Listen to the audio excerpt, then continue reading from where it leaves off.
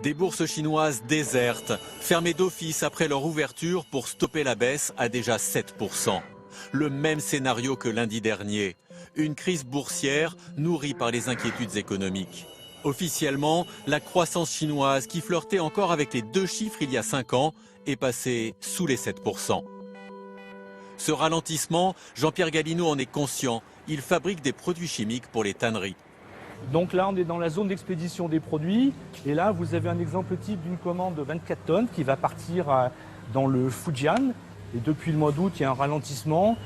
Ils n'arrêtent pas de commander, mais au lieu d'être tous les mois et demi, 2 mois, ça va devenir autour de 3 mois. Donc il y a une baisse de la consommation qui est assez nette quand même. Jean-Pierre Galinaud estime à 10% la perte sur le marché chinois, qui représente presque un tiers de ses exportations. Des Chinois qui importent moins et qui s'inquiètent de certains indicateurs. La production d'électricité, qui progressait de 40% en 2010, est aujourd'hui proche de zéro. La production de ciment est même en régression. Avec des salaires à la hausse, la Chine est en surchauffe. Il y a des surcapacités, il y a du surinvestissement, il y a du surendettement. Il va falloir purger. Alors on est de manière la plus ordonnée possible et probablement dans la durée ces déséquilibres.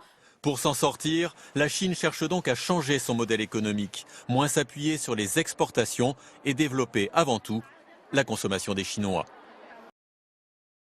Et on va essayer de mieux comprendre avec vous, Jean-Paul Chapelle. Bonsoir. Bonsoir. On l'a un peu aperçu dans le reportage, mais pourquoi est-ce que ce qui se passe en Chine a autant de répercussions pour la France et pour l'Europe? Désormais.